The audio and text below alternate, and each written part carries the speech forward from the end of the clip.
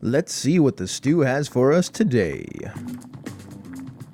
Welcome to the Gnomecast, Gnome Stew's tabletop gaming advice podcast. Usually, we'd have a few gnomes talking with each other about gaming things to avoid becoming part of the stew. But for this special year-end episode, we've got a whole stew pot full of gnomes, each taking a brief look back at their gaming lives in 2019. Still, though, I guess they'd better be good. This is Rob, the editor of Gnomecast, and normally I don't get on this side of the mic. But in episode 81, the head gnomes granted me stew pot decision-making powers. So it's my pleasure to introduce this episode and serve as the year-end judge, jury, and head cook.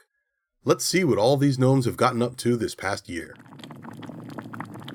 Hey everyone, this is Phil Vecchione, and I'm going to give you my 2019 gaming recap. So 2019 was an awesome year for gaming for me. I had 2 long campaigns go off through the year, so I played a fantastic game of Masks with my home group, which was excellent, and that came right off the tails of us finishing our Tales from the Loop game. So our Masks game was fantastic and could not have been happier playing it. It is easily one of my favorite Powered by the Apocalypse games, and I will definitely play it and run it again. But my big surprise this year was Forbidden Lands by Free League Games.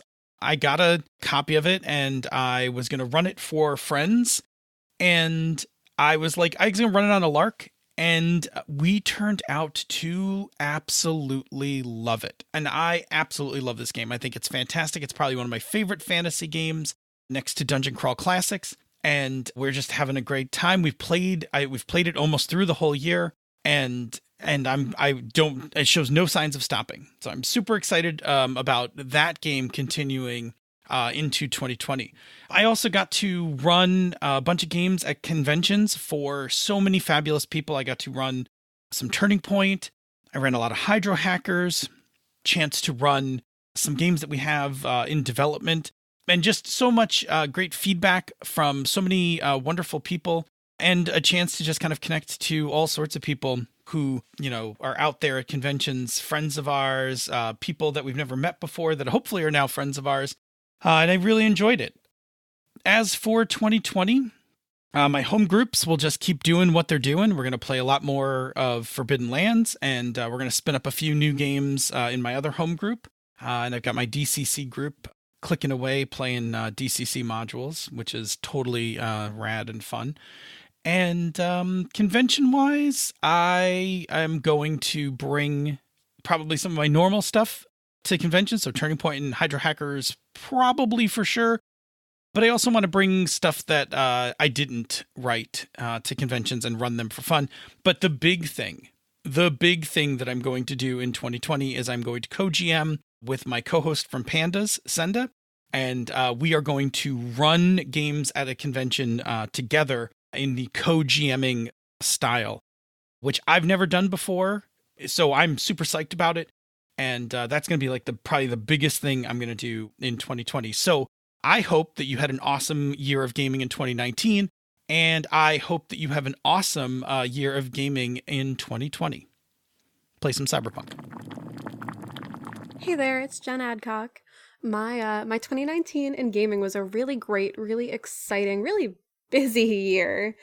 I think I went to more cons than ever. I think I went to 6 cons this year, all sizes, big, small, near, far. And I love conventions because it gives me an opportunity to game with people I might not get to see otherwise. I ran so many games, got to play so many games, got to meet so many people, got to see old friends, got to make new friends. And what else do we game for except to spend time with our friends, new and old? So that was really wonderful. I got to take part in my first Kickstarter this year, which was a huge success, went way beyond my expectations, and has been just such a wonderful learning experience. Working with people who are experienced in the industry and who are willing to sort of mentor me and help me through some of the business side of the process. And even just seeing people be enthusiastic about ideas that I wasn't sure anyone else would be enthusiastic about besides me and my partners. So that was really, really great. That was a big milestone for me in 2019, I would say. I branched out in sort of some of the work that I'm doing in RPGs. I I've gotten to work with some people who I just adore, people who I've admired and respected for so long, who I'm really, really grateful to get to call friends now, which is just wonderful. Even in my home games this year, I got to take more of a player role and less of a GM role, which was just really refreshing this year for sure. So I'm looking forward to continuing this trend in 2020 of good games and good friends and good travel and everything else. Hey everyone, it's Dee. I'm the newest gnome. What was 2019 like? Man, it's actually been a really surprisingly long year. It feels longer than ever before, but a lot of great games came out this year. I actually got money, so I was able to buy a bunch of games I cared about. I opened up my Twitter and my blog, which was really nice, so now I have content out there. Yay. I think one of the games I really, really cared the most about, or ended up picking up, was something called ICRPG, or Index Card RPG. I was a big fan of it, and it's easily my third, it's pushing to my second most favorite game of all time. Mostly because it's just super, super simple, and it's like they turned everything into combat. You got going across the chasm, combat. Fighting people, I guess that's combat. Opening up a chest, combat. It's really neat. Go check it out. Games I ran. I got to try out a space adventure, and that's something I'd never had done before. I'm involved. It was the first time I tried it with ICRPG because the system was so simple and it was so general and all-purpose that I was actually able to do this without feeling all too uncomfortable. I got to try out a sci-fi setting. Warp drives, yada yada, hex gates. That's what I called expendable warp gates because a bunch of small ships wouldn't have the graviton power to constantly generate it. I don't know. It was something. I gotta try out sci-fi. That's what I'm trying to say. Sci-fi. My favorite game of the year. I guess I did talk about the ICRPG. Crystal Heart came out. The setting for Savage Worlds. It was it's a guy, Aran Aviram, that did that webcomic Up to 4 Players. It's about agents in a land where all the people have rocks for hearts instead, but then there's this one agency can take out rocks in your chest and put magic crystals in there, and it's super swapping powers. And I got to write an adventure for it.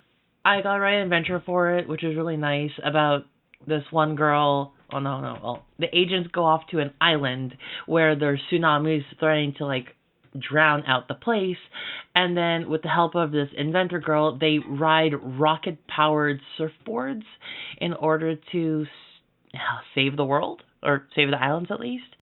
I want to make an action-y thing that didn't have combat, because I don't think I see that enough.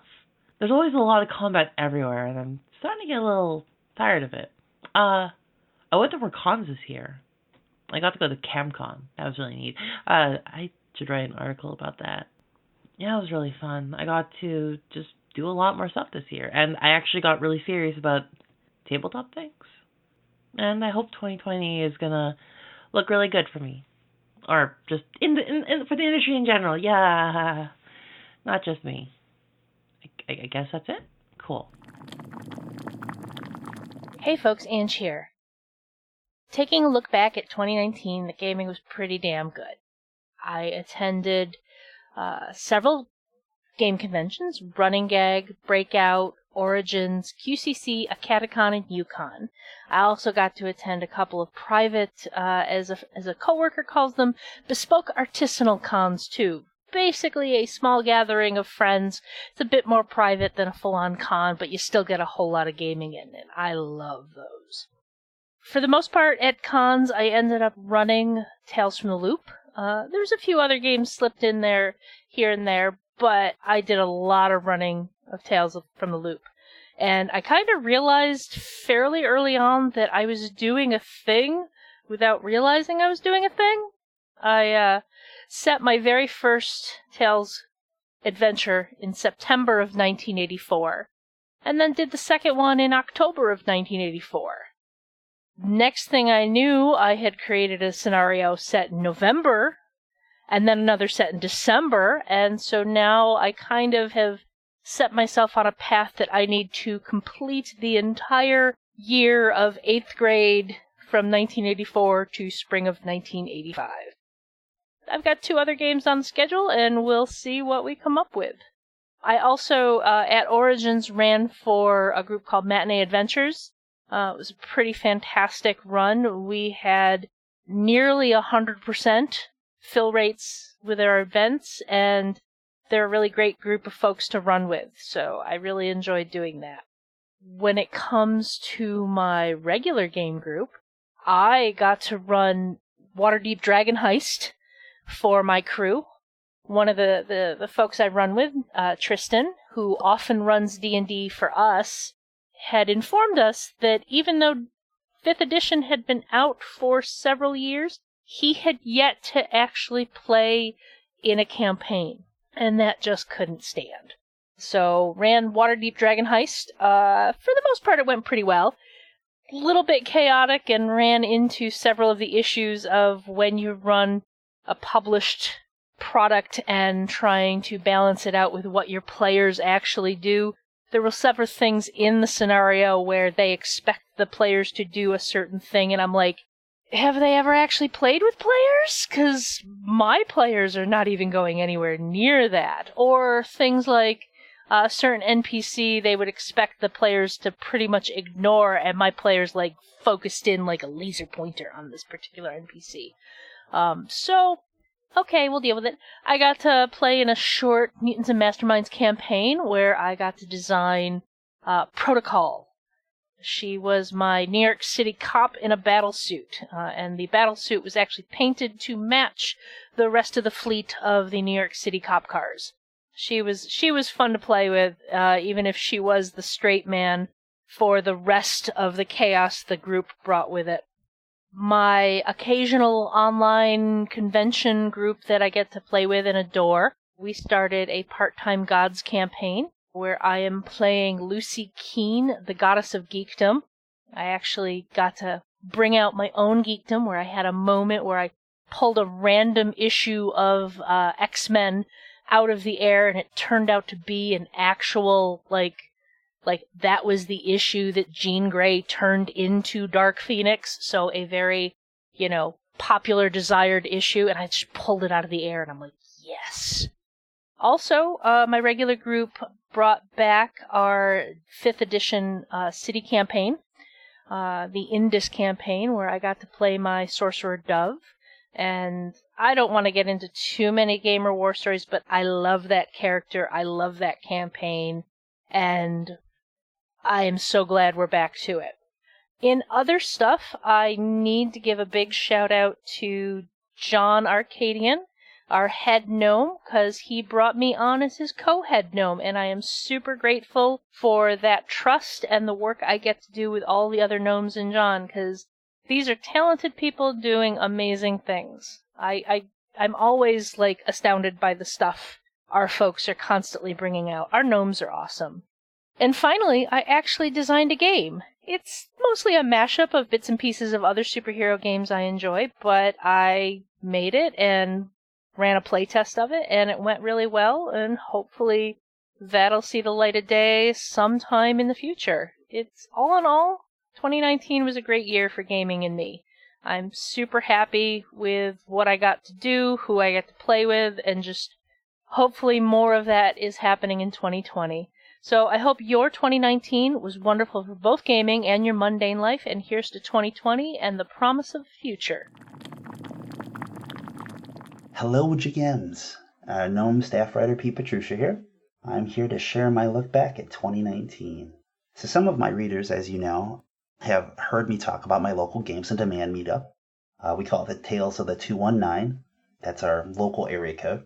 I thought, Northwest Indiana story gamers would be more to the point, but it wasn't that flashy or cool of a name. So this was year 2 for our monthly meetup. Different local gaming stores and hangouts. Proved to be a solid year for us. We hit every month, and I think 1 or 2 of them we had 2 events, catching the beginning and end. And we've averaged a steady 8 to 10 players per event. We really didn't have anything less than that. But we really didn't have anything more than that either. Maybe 11 or 12 one time. But yeah, that's pretty good. It's always great when stuff like that is more consistent, as my newest article will suggest. I met so many new people this year as we revisited some stores, and a couple new game stores open, which is neat. It's neat to meet people of all ages too. You meet kids, you meet adults that are, adults to adults. What games did I run? I ran Tales from the Loop. I ran Zombie World, a Dream Chaser, of course, Cyberpunk Red, the new Call of Cthulhu starter set. I heard so many good things about how great of a product it was for new people, so I had to try it. Rust in Pieces is my new dark comedy horror game, so I've been running that occasionally there. And I found an oldie but goodie, Zombie Cinema through IPR. Those components are crap these days, but the game was fun. Collaborative storytelling, sort of zombie apocalypse. Speaking of that, there's really the only other game I probably ran this year was Laser Kittens, and that was a hack. There's a whole bunch of hacks came out with the More Kittens expansion on Kickstarter. I was running Trash Friends this year. Fun version where you play the animals that eat garbage, like the raccoon and the possum and the bear. Bigger is the convention coordinator for the Indie Game Developer Network. I took us to 7 conventions this year. That's probably opposed to 3 last year, 3 last year, with previous convention coordinator. I think that if we're going to grow the hobby, we need to go to more places that are tangential, like anime conventions and pop culture conventions. We can't expect them to all get to Gen Con, especially as we all know all the rooms are selling out and there's no tickets to be had and it's very expensive. I always tell new game designers, it's a crazy thing to see how people find games by the line of questioning. So if you ever get a chance to work a booth, you really should check it out, especially if you're a game designer, because you need to know how people find your game. The scariest and most rewarding thing I did this year was taking over the Indie Groundbreaker Awards at Gen Con. It's one of the major programs we do for the Indie Game Developer Network, to honor and shine a spotlight on indie games, small publisher games. We moved to a new venue this year at the Punch Bowl Social. So I had a lot of work to do with lining that up, finding the menu, recruiting judges, and then I hosted the show. So that's the scary part. And of course I'm crazy because I did that as we organized like the 4th largest game room this year with over 200 events. And I had this giant 10 by 40 booth to get set up at the same day as the show. So I'm running around, crazy. Everyone's trying to get a hold of me to get their products in the booth. And anyway, it was a good thing. It was a good time and it was a lot of fun. A great way to wind down after all that stress.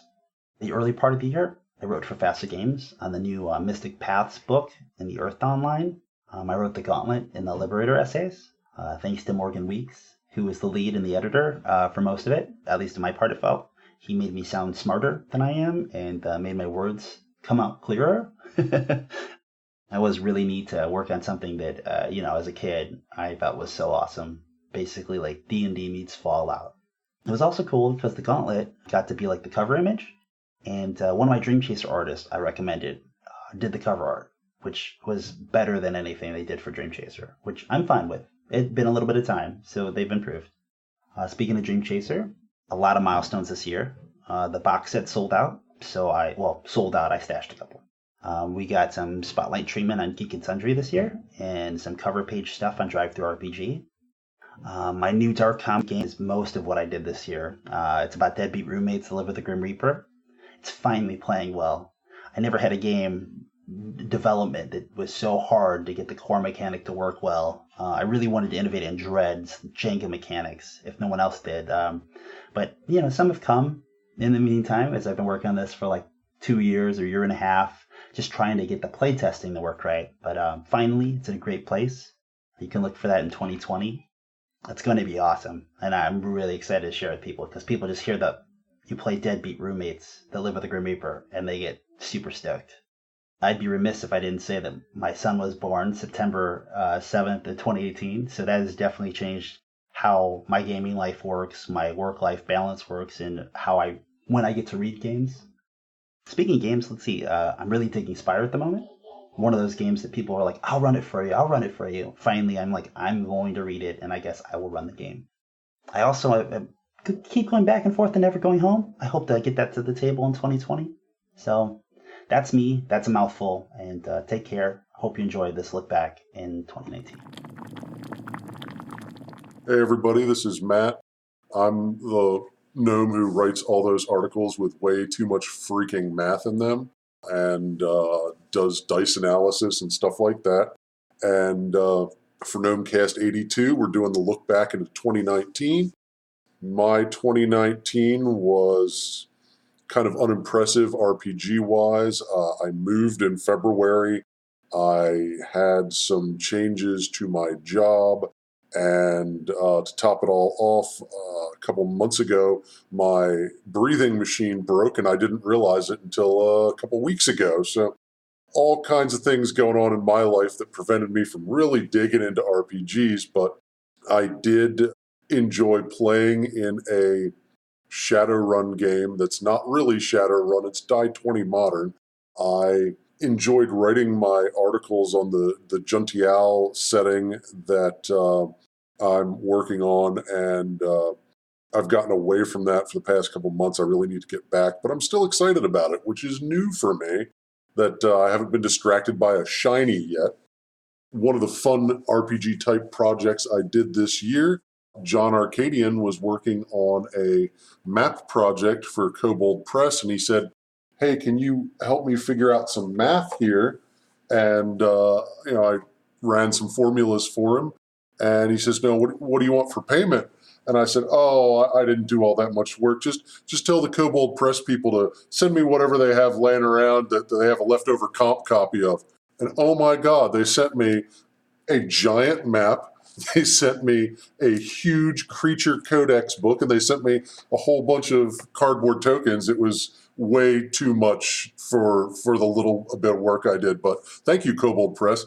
And one of the things that I really enjoyed in 2019 was, I backed a bunch of Kickstarters for dice and role-playing games and stuff.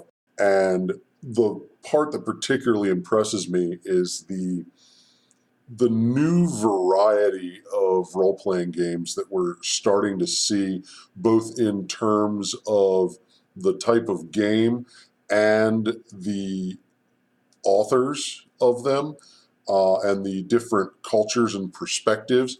A lot of them are new and exciting, especially for somebody like me who's pretty much stuck with, knights and dragons and European fantasy for his whole role-playing career. But also, I feel like the only way we're going to get the best products we absolutely can is if we get the most designers into the mix. And that means taking advantage of everybody. And that means supporting a wide spectrum of creators. And I think, especially in the past year, we've been doing a much greater job of that in the hobby. And so, good job, everybody, for getting out there and creating and supporting. And that was one of my favorite things about this year. Thank you, and on to the next note. Hello to everyone out there in Gnome Stew and Gnomecast land. This is JT Evans here, and I'm going to chat for a bit about my 2019 gaming. Like within a year, there's some ups and downs, but my gaming life has had more ups than downs during this past year. First, a brief flashback to when the 5th edition of the world's most popular role-playing game was released.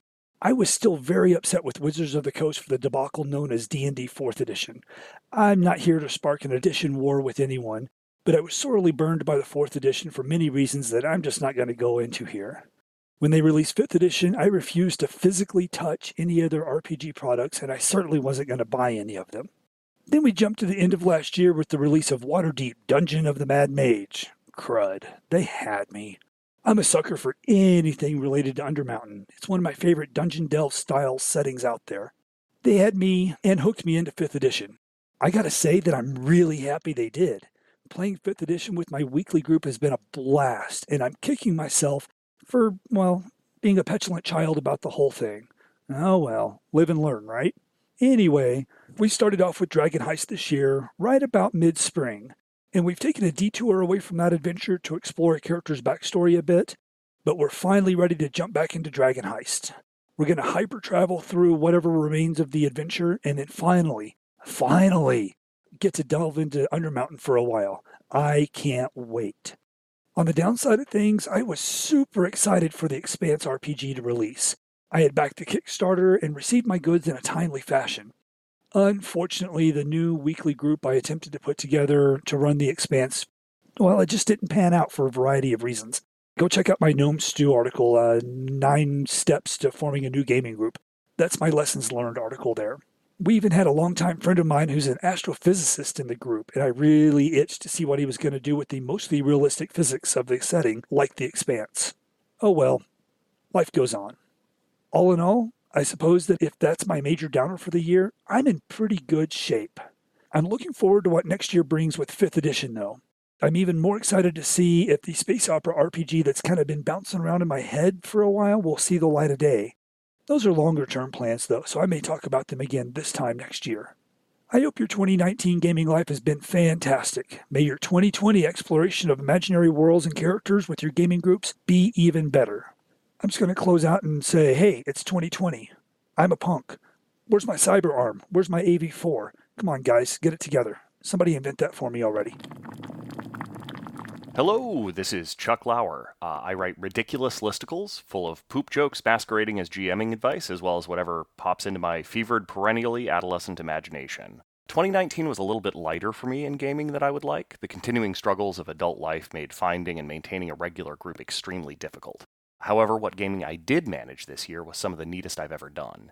The thing I'm most proud of in game design space was getting a working system going for a high lethality Dread-style game using Kerplunk. If you don't know Kerplunk, probably because you're young enough not to have to worry about fiber in your diet yet, it's a toy/game that suspends a container of marbles using plastic multicolored sticks. As you pull out sticks, some or all of the marbles fall through. In practice, it's basically Dread in slow motion, which opens up a lot of possibilities for customizing how different characters or archetypes interact with pulls. My particular game was just a nostalgic romp through 80s cartoon characters and settings. I'll probably be throwing up an article as soon as I can manage to make it interesting without having to use the intellectual property of corporate entities that could squash me like a bug. I also spent a chunk of October in the UK, including getting to play a weekend full of games in an 800-year-old Scottish manor house with a tower. I ran Invisible Sun in a room with a fireplace that might well be older than the US, which is, yes, absolutely the best place to run Invisible Sun outside of Saturnine itself. Another favorite game of mine this year, also in Scotland, was Nobilis. Nobilis is a game from the early 2000s where the characters each play an aspect of reality, like lies or plants or bricks, which are at war with beings from beyond creation that want to return the world to its original, pristine state of non-being. Nobilis is probably my single favorite RPG, but I pretty much never get to run it. Nobilis is diceless, but relies heavily on miracle points, which are spent to achieve various effects or when opposed by another noble. It's also a game that leans heavily into the idea of flowers as metaphors. I decided to buy different colored roses to represent these miracle points, and as characters spent them, they threw them into a charcoal brazier I had in the center of the table. It was a neat atmospheric touch, if I do say so myself, and I'll probably be repeating it in other games as the opportunity presents itself. As far as the future is concerned, some friends and I are resurrecting the idea of the Year of Orphan Games, which I've mentioned in other podcasts. It's a year where we consciously make an effort to pull out our old favorites that had been gathering dust. This year, I'm particularly looking forward to revisiting Mage the Ascension and Mage the Awakening, as well as hopefully finally resurrecting my long-dormant Blue Rose game. Hey, friends and fellow gnomes, it's your friendly neighborhood Senda. I had some, big stuff happen this year for me personally and professionally, which was that the quick start for Turning Point, which is the game that Phil and I have been working on for a while, came out. And She's a Super Geek, which is my podcast, one of my podcasts, got nominated for an Emmy. And that was really huge. But on a more personal gaming level, I was actually trying to think about how I could sum up my gaming for this last year because it was a lot. It was all really, really good. But I couldn't even begin to describe to anyone who wasn't at the table the games that I was actually playing. And I've tried. Right? And they're complicated. But I was just truly honored to play with my Game Boys all year. They're amazing. And no matter what we play, the drama and the feels just come shining right through, and I love every single second of it. I think I probably had the best possible first LARP experience because I had an amazing group for the Parlor LARP that I did for my birthday. And I also got to play so many games run by and frequently written by other women. And then I got to put most of those on my podcast, which was also amazing. And a lot of those were also super great feely games. Even better. I'm super into feely games. So my takeaway from this year in gaming, for me, is know why you game. Know what you're getting out of it. And know what style of gaming feeds the thing that you want from gaming. And then find and play with people who also want that. So for me, right now, this is all about feels. And boy, did I get the feels this year. And it was great. And I can't wait for 2020 because it's not going to go away. Happy New Year, everyone. Hello, Gnome Stew readers and listeners. This is John Arcadian, one of the head gnomes here, head gnome alongside the wonderful Angela Murray. But yeah, so 2019 in gaming for me. 2019 in gaming was kind of the year that I went a lot more local rather than, kind of broad. I actually kind of like pulled back from my online presence and doing a lot of stuff online and focused a lot more on local gaming. I started up a meetup here in Columbus, Ohio called Cat RPGs. It was a meetup where we're working to bring a lot more new people into gaming and provide safe spaces and spaces where people who may not, traditionally be found in gaming can see themselves in gaming. We do a lot of games where we teach people. We do a lot of games where, it's open to everybody. And we work our marketing to very much say, hey, we are a place that you can be. So I've been doing that in and around Columbus, Ohio. From that, I have found an incredible group who gets all of my Final Fantasy jokes, and I have started up a campaign with them, which has been phenomenal. I've had a couple of, local small groups do, a little 6-session thing, do a little 3-session thing. I've been doing a lot of one-shot gaming, running various different games at meetups, running games at conventions, testing out different things. But yeah, I finally found a group that I think, since I am no longer moving around every year and a half, that I think this group will actually be a longer lasting group, which is really great. Outside of that sort of gaming that I've been doing, I have been working on a few projects on and off, but in a very low key kind of way, which has actually been really a really nice change from the breakneck pace I usually push myself out to get one project or another out and done. I've been working on playtesting, a kind of revamp of an old, personal project that means something to me.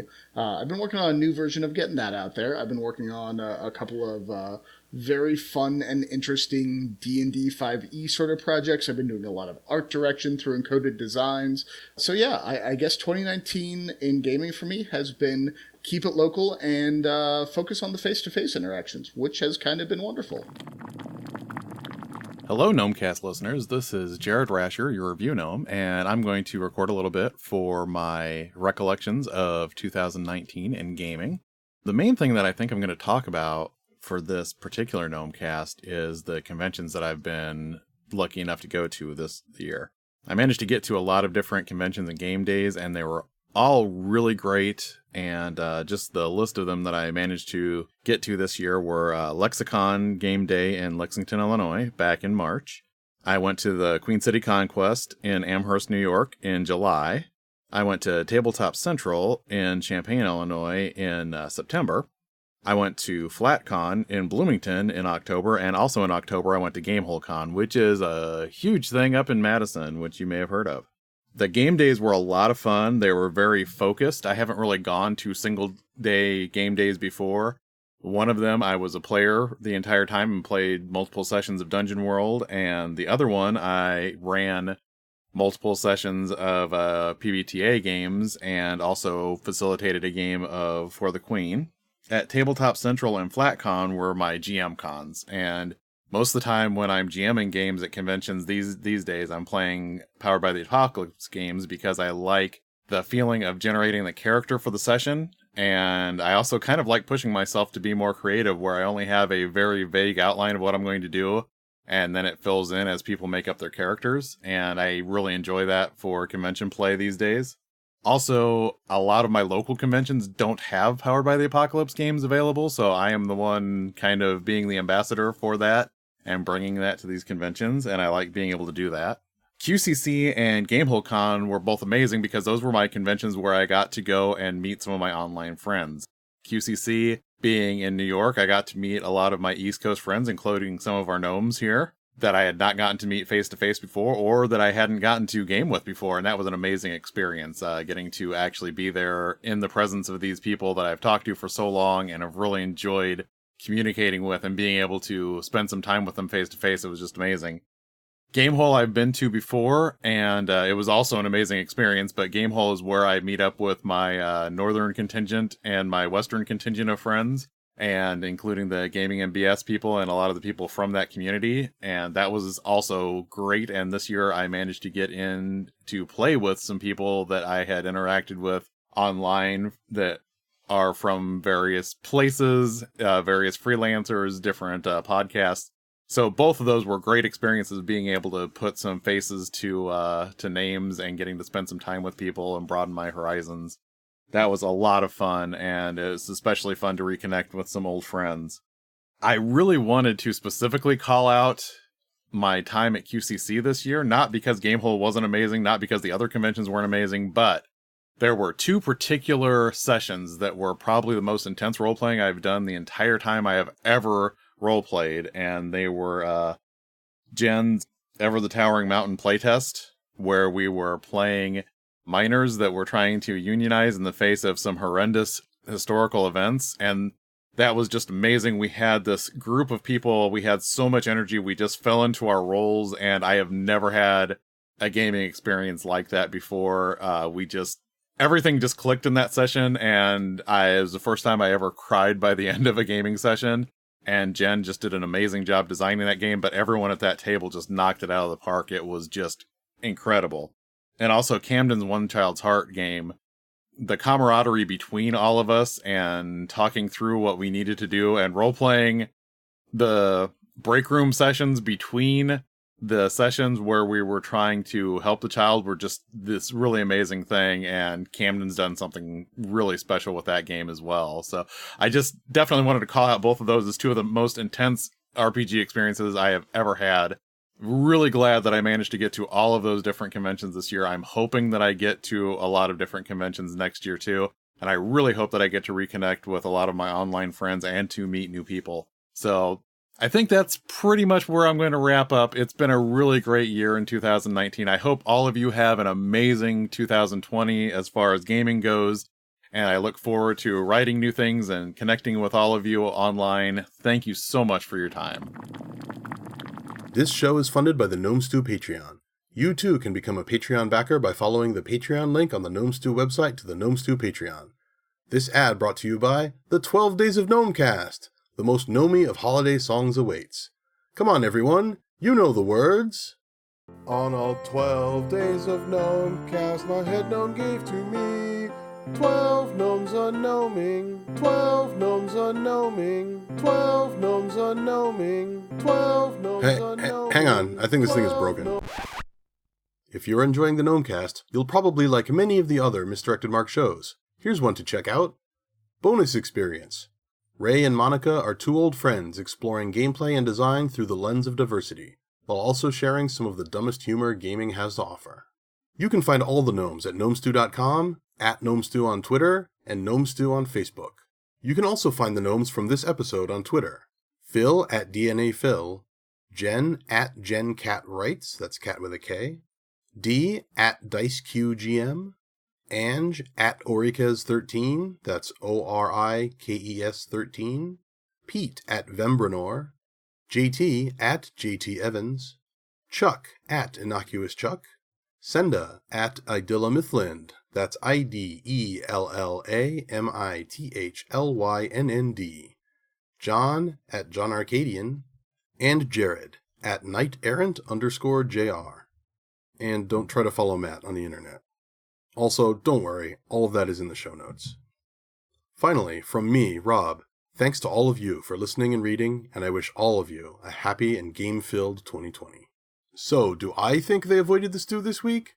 Well, let me say that as my first act of stew totalitarianism... Wait, what are you all doing here? No, wait, I wasn't going to put you in the stew.